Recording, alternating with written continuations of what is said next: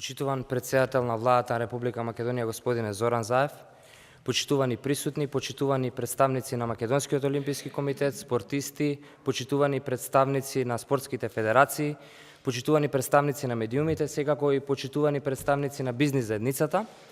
Најпрвин, дозволете ми од моје лично име и од името на Агенцијата за млади и спорт да ви се заблагодарам за денешното присуство и да се заблагодарам за честа да дискутираме на една ваква отворена дебата, на една ваква отворена тркалезна маса за сите активности, мерки и конкретни решенија кои што ќе ги донесеме како влада и како владени институции. Сергеј Бубка во едно свое излагање, спортскиот великан Сергеј Бубка вели еден денар вложен во спортот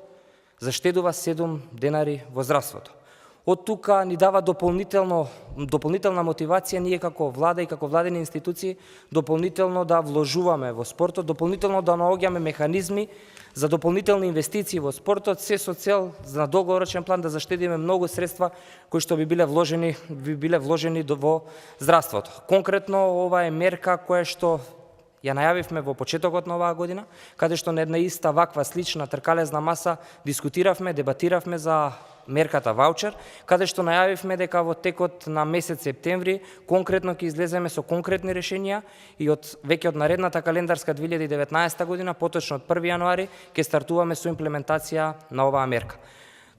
Оваа мерка представува нови дополнителни 6 милиони евра кои што директно ќе се слеат на контото на спортистите, спортските клубови, спортските федерации и дополнително ќе ги мотивираат и дополнително ќе им помогнат во секојдневните тековни активности кои што ги имаат како спортски субјекти, но и секако сите големи надпреварувања кои што треба да допринесат до омасовување пред се на спортот, но секако и постигнување на врвен резултат. Јас сакам да ви се заблагодарам и да им се заблагодарам на спортските федерации, на сите вас кои што активно учествувате, партиципирате и допринесувате сите овие мерки, активности, проекти кои што ги имаме не само како Агенција за млади и спорт, туку и како сите владени институции допринесуваат за подобар квалитет не само на спортот, туку и на сите сегменти од секојдневниот живот. Сакам и дополнително да ви се заблагодарам што активно учествувате и конкретно во Европската недела на спортот, која што веќе трае и завршува во недела, кој што буквално од Европската унија користиме 11 милиони денари кои што имаат за цел да дадат масовност на спортот, секако и да ја подигнат и ја променат перцепцијата за рекреативен спорт. Уште од самиот почеток, уште пред години неколку месеци најавивме дека директно ќе ги поддржиме и спортот, и спортистите, спортските работници, дека повеќе ниту владата, ниту Агенцијата за млади и спорт нема да биде градежна фирма и нема да градат бескорисни тениски игралишта кои што не се во корист ниту на младите, ниту на спортистите и особено нема да градиме на места каде што воопшто нема ниту млади, ниту луѓе кои што се посветени и сакаат да спортуваат. Секако сакам да ви се заблагодарам на сите вас и да ве повикам да се исправиме пред еден сериозен предизвик кој што представува дополнително изнаоѓање на средства, не само од државни средства, туку напротив и да ги користиме сите оние меѓународни фондови и грантови кои што ги нуди Европската унија. Секако ние како Агенција за млади и спорт првпат ја искористивме оваа можност, се надевам дека заеднички во периодот